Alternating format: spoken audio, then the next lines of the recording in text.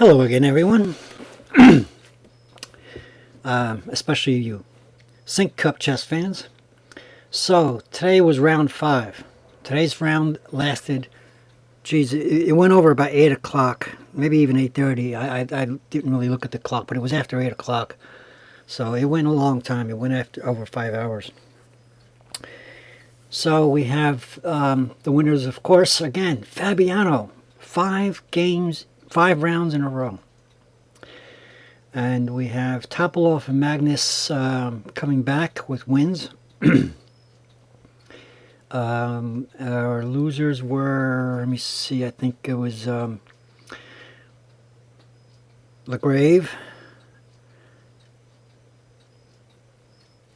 and, well, there's only 2 left, right? Okay, well, we'll look at the PGN file in a minute. So while I have this picture up here, excuse me, I'm sorry about my voice. While I have this picture up here, you'll notice that I used it to show you the pairings for round 6 coming up. Okay, they just happen to be sort of paired up on the round 5 score.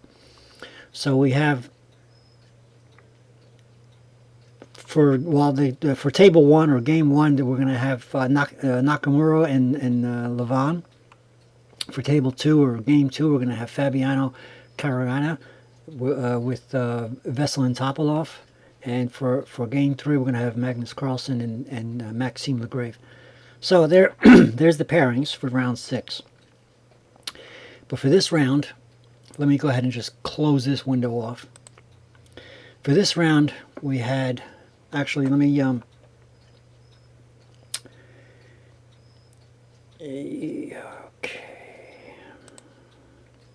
Oops, that's not what I want.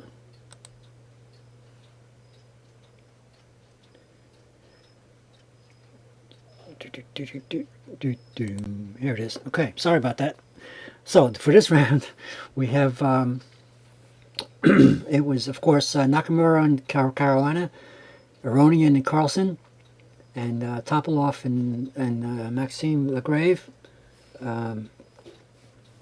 So Carolina won, Nakamura lost, Carlsen won, Aronian lost, and Topalov won, and Bashir lost. So let's get to the Carolina game, because there was a point where, now he won decisively, but for first half of the game or first quarter of the game, it wasn't clear. It was back and forth. White was stronger, black was stronger, but all of a sudden, I don't know if Nakamura made an error or something, and it became suddenly very much in the favor of black.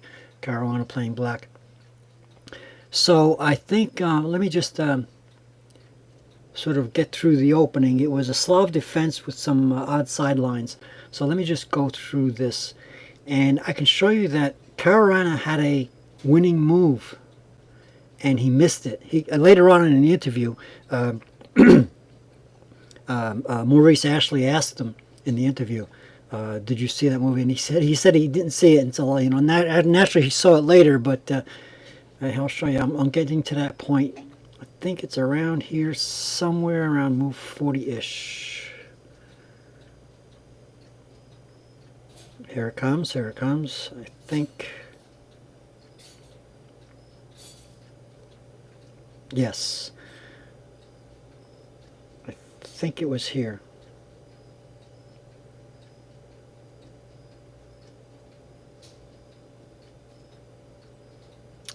It was either here or... Yeah, he took the queen. They traded. They got the 2 queens the 2 rooks for the queen. Yes. Yes, and then the pawn was moved. Okay, here it is. So move from the 44, where Nakamura pushed the G pawn, G4. Carolina should not have taken F takes G4. What he should have done, according to the analysis on the computer, and Maurice Ashley, Grandmaster Maurice Ashley, was talking about the man, my voice is not good today. He should have done this. Okay, and in doing this, let me go ahead and actually put that move in. Okay, we're going to go with a new variation. Okay, and what this would have done... Now, see, that's not right. That's not right. It had to be... It couldn't have been here. It couldn't have been here. No. Let me erase that.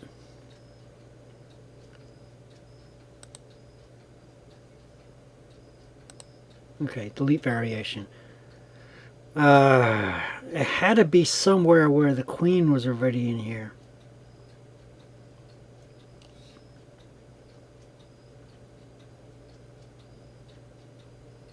Here. Okay, I'm sorry. It was one move ahead. So I'm pretty sure it was here because this is the way. Otherwise, it wouldn't be logical. So after f takes g4, queen e2, Caruana moved the king f7, and he shouldn't have. What he should have done was here. He should have moved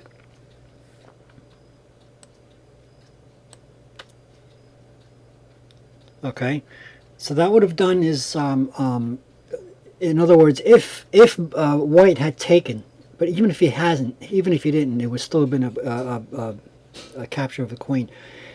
If he had taken, so let's go ahead and make that move as a variation. Okay, so we're going to put it a new variation. Okay, so let's just say, for the sake of argument, he did take. Okay, and then, of course, you have this. Okay, so even if he didn't take, because that's obviously pinning the queen, you know, but you know, these people are super grandmasters, they're not going to fall for the cheap tricks, right? So let's take that back for a minute. Let's say he doesn't take. I don't know, what else could he do?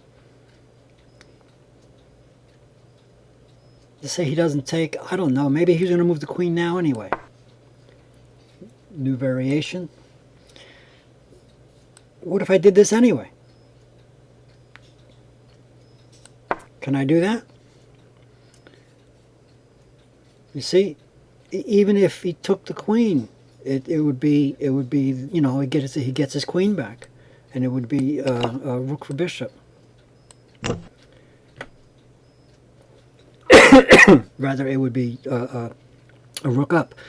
So that's just not going to work. In other words, these were the winning move, regardless of whether or not he captured or not. The winning move was this bishop on move 45.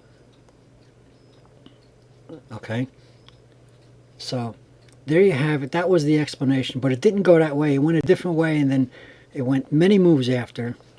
Let's go ahead and go to the score sheet. So it went to 67 moves, and Caruana did notice it afterwards, but he did manage to bring it back. There was the funny thing is, because we were watching the computer analysis shows like this bar that goes from white to black, and the computer analysis had it all black. It was all Caruana, and all of a sudden he didn't make that bishop move, and it went back a little bit towards the white. But it was still in favor of Caruana. It was still in favor of black, but there was a return of some of the white. So Caruana, you know, even the computer knew that the Caruana had missed his chance. But he later came back, and towards the end of the game, it went all towards the black in favor again. So there it is. Okay, so let's see what's the next game we want to look at. There's only three games anyway.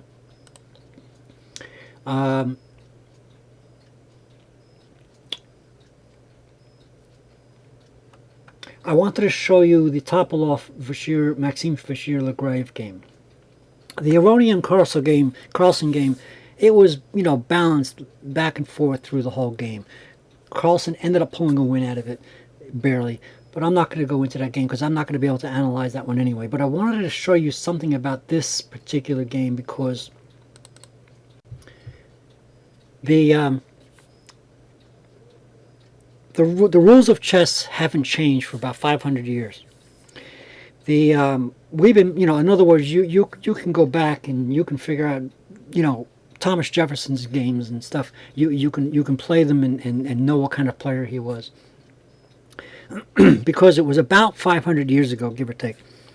The rules have been added. Some couple of rules have been added, and they've been that way for 500 years.